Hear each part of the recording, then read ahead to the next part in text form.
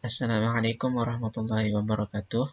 Saya Ahmad Ilhami, mahasiswa Institut Agama Islam Hamzah Nawadi Nahdlatul Lombok Timur dengan program studi Pendidikan Bahasa Arab semester 4C.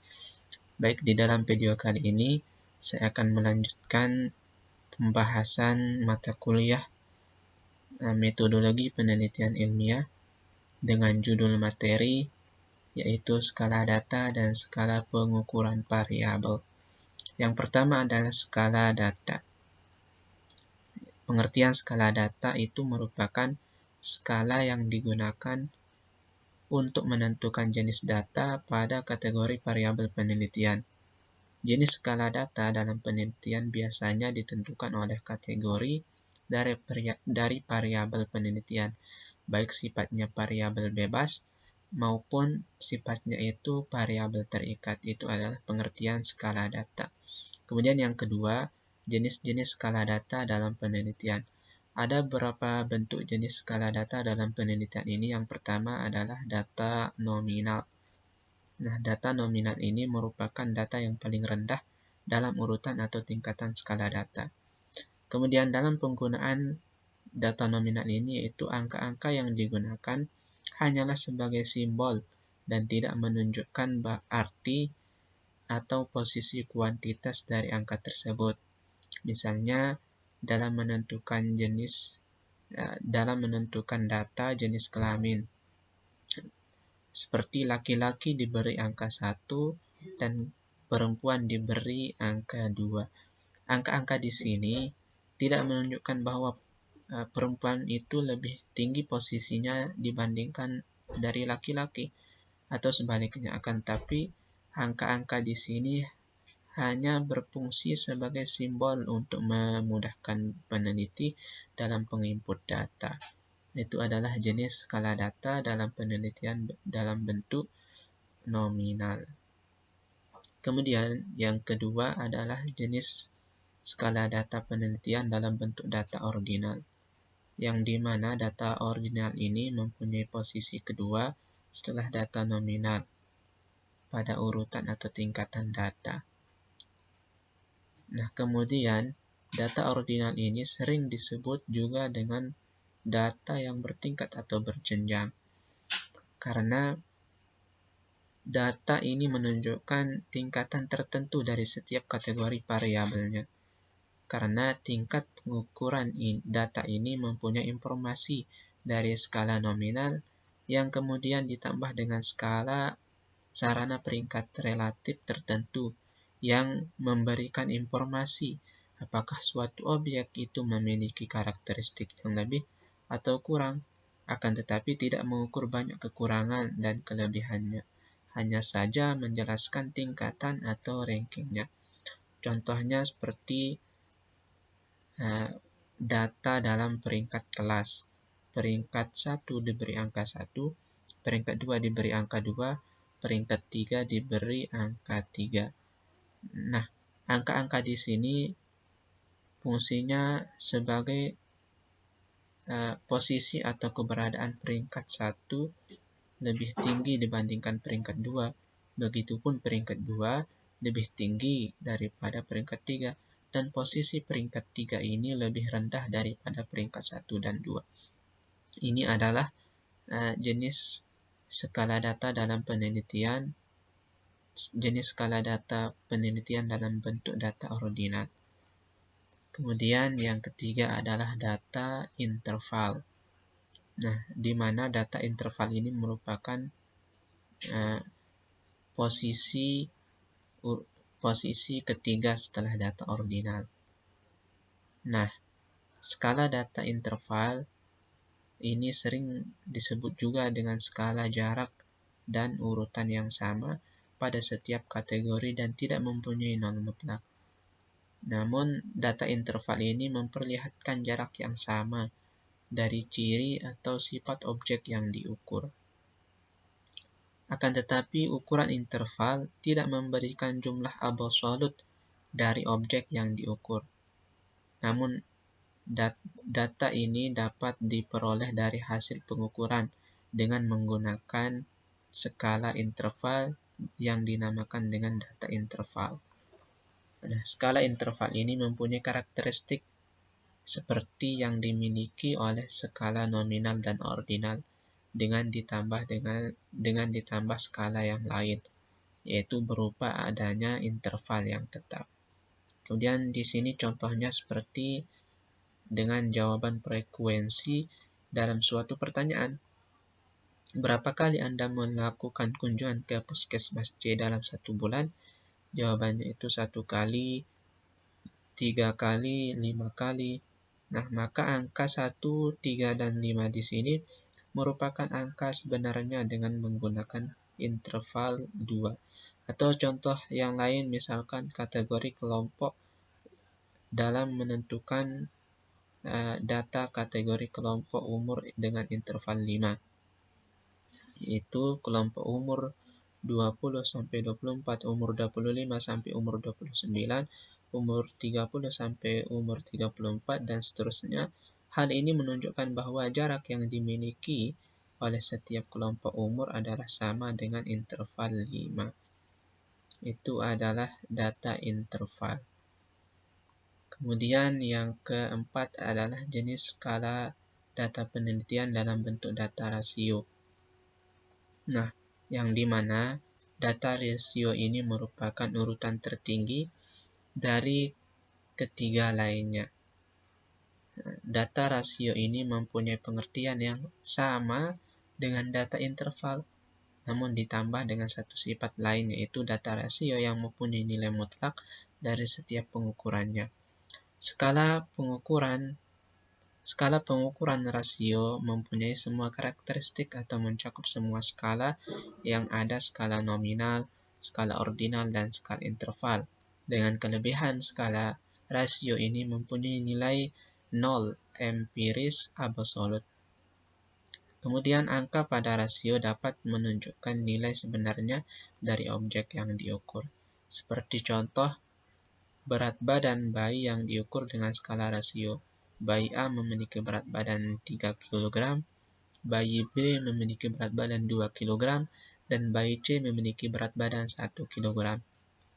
Jika diukur dengan skala rasio, maka bayi A memiliki berat badan 3 kali dari berat badan bayi C.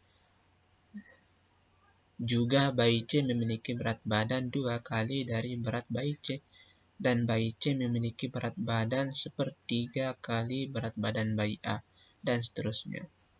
Kemudian di sini contohnya yang lain, dalam pertanyaan berapa tinggi badan Anda sebelum dan sesudah meminum obat peninggi badan? Jawabannya berupa angka sebenarnya tinggi badan sebelum minum obat tersebut, yaitu sebelum meminum obat tinggi badannya 153 cm, dan kemudian tinggi badan setelah meminum obat peninggi badan itu bertambah menjadi 156 cm. Kemudian materi selanjutnya adalah skala pengukuran variabel. Pertama, pengertian skala pengukuran variabel.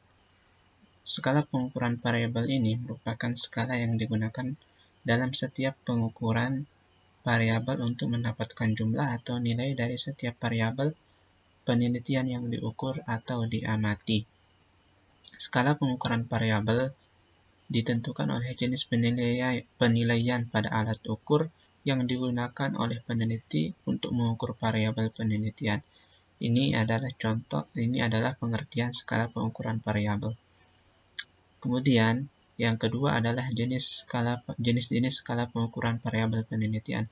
Ada beberapa jenis skala pengukuran variabel penelitian. Yang pertama adalah skala Guttman. Skala Guttman ini merupakan skala yang memberikan tipe jawaban yang tegas sehingga responden penelitian pun secara tegas memilih jawaban pada pilihan jawaban yang telah disediakan. Pilihan jawaban yang disediakan merupakan bentuk dikotomi, yaitu terdiri dari 2 pilihan jawaban saja.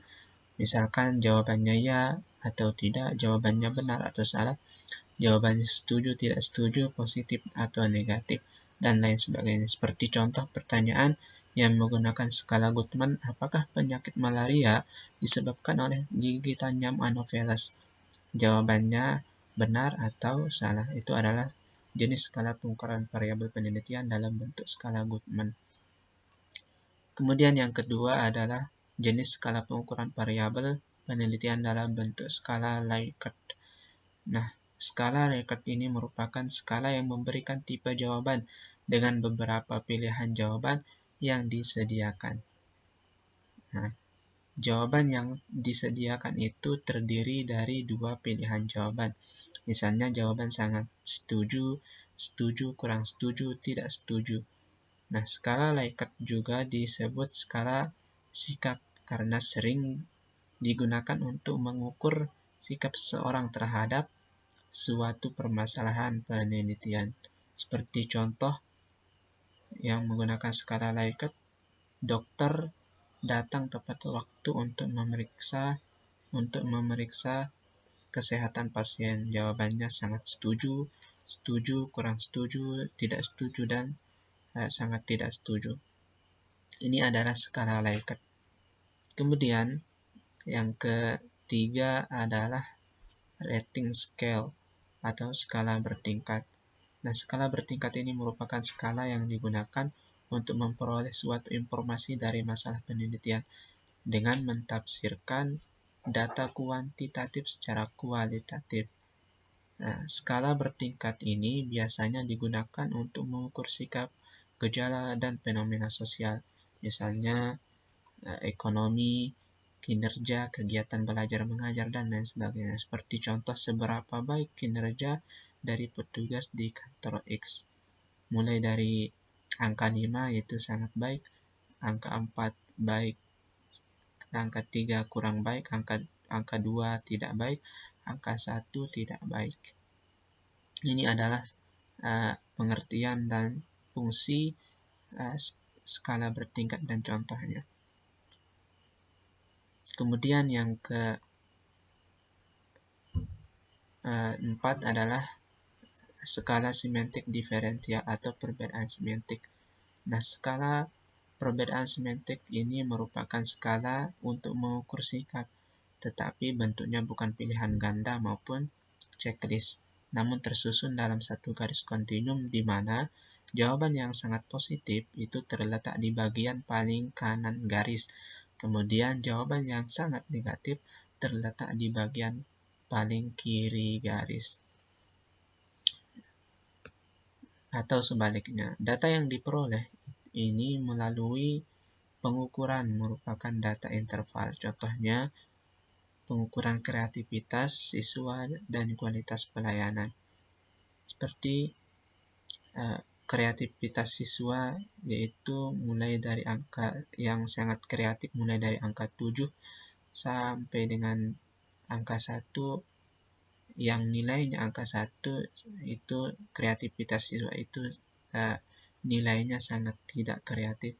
Atau dalam suatu kualitas pelayanan yang mulai dari pelayanannya itu sangat baik, yaitu mulai dari angka 7 sampai angka 1. Nah, kemudian di angka 1 ini kualitas pelayanannya itu sangat buruk. Ini adalah contoh dari perbedaan skala semantik.